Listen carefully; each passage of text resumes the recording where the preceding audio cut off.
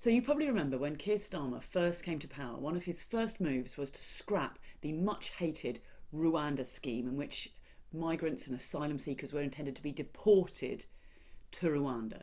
And you might have assumed that this was then going to be part of an ongoing project of his to treat people who are fleeing war zones and horrific abuses and situations to come safely to the UK and follow the international laws which allow them to seek asylum here.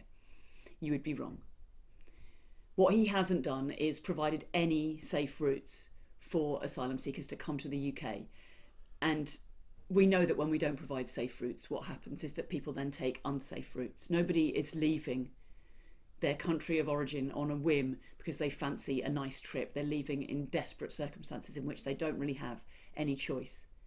And as such, they are inevitably going to end up drowning in the Channel, drowning in the Mediterranean, and taking routes, trusting people that they can't necessarily trust, paying money that they shouldn't really be paying, etc., etc. What he's done this week, I think, is absolutely chilling. He's been to Italy to meet with the Italian Prime Minister, Giorgia Meloni. Now, you might be familiar with her or you might not. She's a fascist, right? She is an extreme right-wing politician. Her party literally used to call themselves neo-fascist.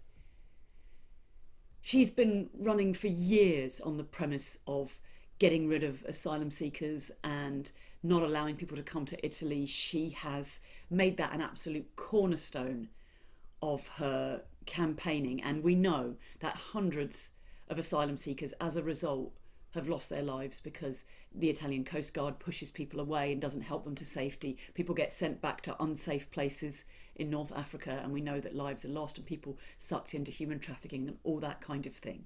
It's terrifying that he would go and meet with her. Not only did he do that, he went to meet with her about asylum seeker policy.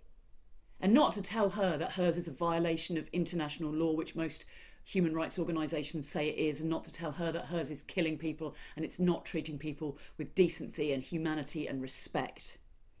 He went to her to ask her how he can copy her scheme. Her scheme is to deport people to Albania at the moment. That's her big project, which might sound a lot like a scheme that we had where we were planning to deport people to Rwanda.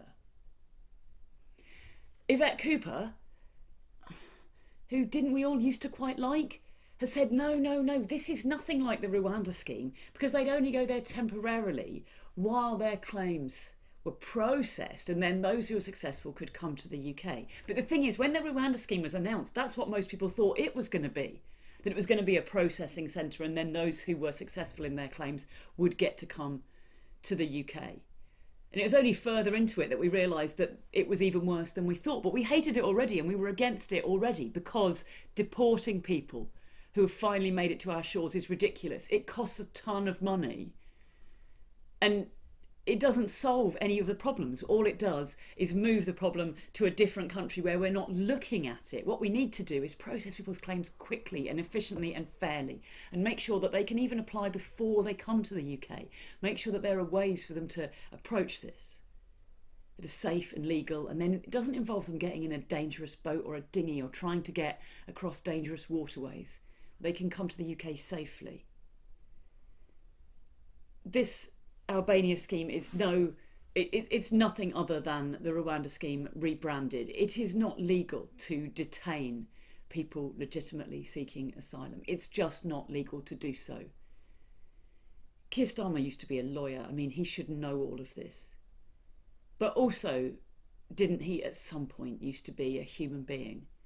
How on earth are we living in a country with a supposedly left-wing government who are still seeking to deport migrants and force more and more and more of them onto unsafe transport and letting people die and drown? It's not what any of us want. It's frightening as hell. Increasingly, the mainstream media is terrible at informing the public of what is really going on. I'm only able to make these videos because people are generous enough to sponsor me making them, and if you're able to be a part of that, I would hugely appreciate it. It can cost as little as $1 a month and you'll get loads of fun bonus content and lots of extras from me, and my undying gratitude. I also massively appreciate it if you're able to like, share these videos and let people out there know what's going on.